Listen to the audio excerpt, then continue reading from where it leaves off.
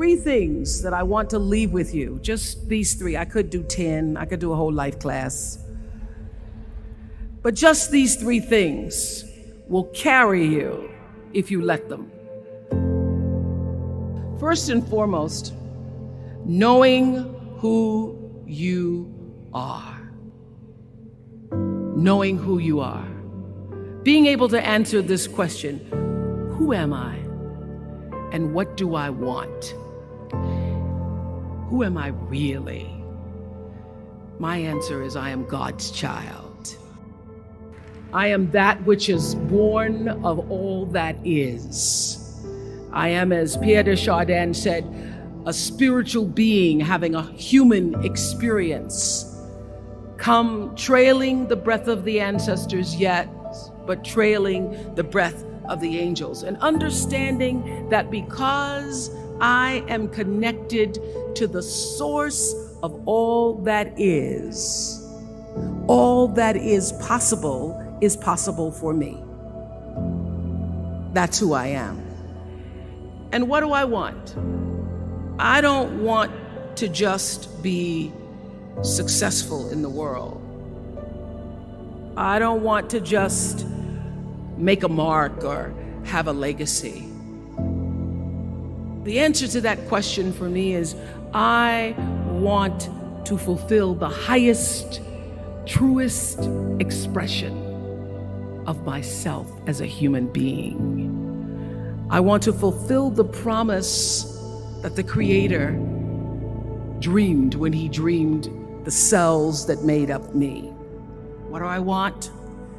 You must have some kind of vision for your life. Even if you don't know the plan, you have to have a direction in which you choose to go. What I've learned is that's a great metaphor for life. You want to be in the driver's seat of your own life, because if you're not, life will drive you. So, knowing who you really are in this space and time that we embody. That's number one. What do you want? Who are you? Number two, you must find a way to serve. Martin Luther King said that not everybody can be famous, but everybody can be great, because greatness is determined by service. Now, we live in a world where everybody wants to be famous and where we admire people for just being famous. We think being known brings us value. The truth is, all of that will fade in time. In 3 years, you won't be able to name the housewives of Atlanta. The real truth is that service and significance, service and the significance that you bring to your service is that which is lasting. So to be able to, whatever your occupation or job or talent or gift is, our honorees today getting doctorate degrees, to apparently opposite fields, HIV and AIDS and the spoken word. But what they have in common is service, using the spoken word in service to community and the world. Using your knowledge and information about HIV and AIDS and medicine in service to the world. And if you look at all the most successful people in the world, whether they know it or not, they have that paradigm of service. Everybody's talking about Mark Zuckerberg and the IPO.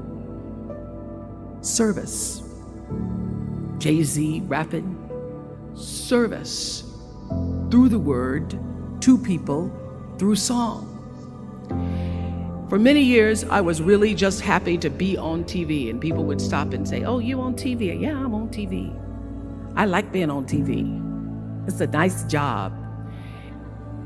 And it was about the time that I received my honorary doctorate from Spelman around 1993. So I don't know if that had something to do with it. I thought of myself as Dr. Winfrey. That I went back and I took a long look at what it was I was doing on TV and made a decision that I was no longer going to just be on TV, but I was going to use TV as a platform, as a force for good, and not be used by TV.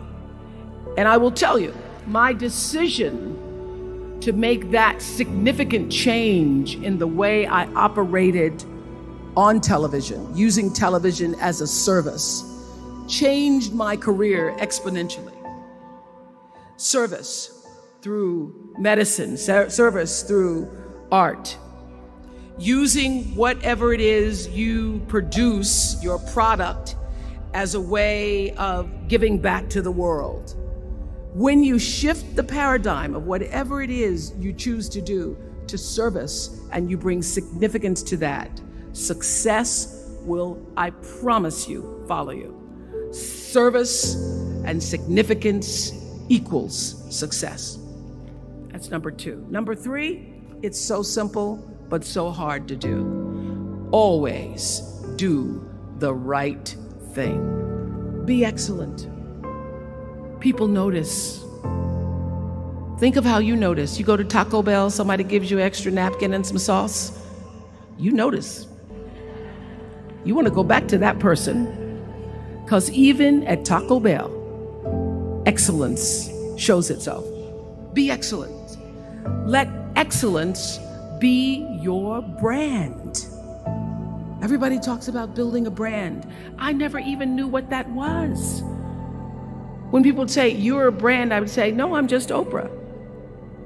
What I recognize now is that my choice to, in every way, in every example, in every experience, to do the right thing and the excellent thing is what has created the brand. And what I know is that when you are excellent, you become unforgettable. People remember you. You stand out. Regardless of what it is, you become an unforgettable woman. And that is what we all want. We want to be unforgettable and not forgettable. So doing the right thing, even when nobody knows you're doing the right thing, will always bring the right thing to you. I promise you that. Why? Because the third law of motion is always at work. For every action, there's an equal and opposite reaction. That is so true in all of our lives. You just have to do the right thing, and the right thing will follow you even when people don't support it. I remember many times on my show. There are many shows y'all never saw. And the reason you didn't see them is because I got the last vote. And I remember 2010, my team, hardest working team in television, had done this interview with a woman who turns out she was a Sunday school teacher by day and a sex addict at night. And they were like, you won't believe it. We got her going out. We got her with the men, and we get to show her, and she was willing to show us everything. I sat down with a woman for an interview that was taped. And during the process of the interview, I said, why are you doing this? And she said, oh, I want to help people. I want to tell my story and I want to help people. I said, do you have children? She says, yes, I have a 10-year-old son. I knew right then, this is never going to see the light of day.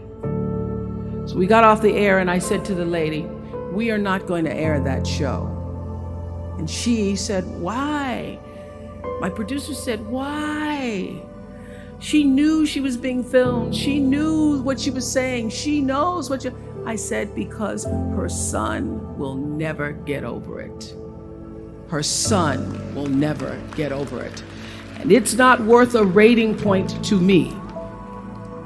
Not worth a rating point to me to know that there's a 10-year-old boy who's destroyed because his mother went on the Oprah Winfrey Show and told all her business. You do the right thing, even when other people think it may not be. And oftentimes, when you make a decision to do the right thing, immediately you're faced with doubt. Was that the right thing? Was that the right decision? I don't know. Was that the right thing? You always know it's the right thing, when in the end, there is peace. You are rewarded by peace in knowing that you did the right thing.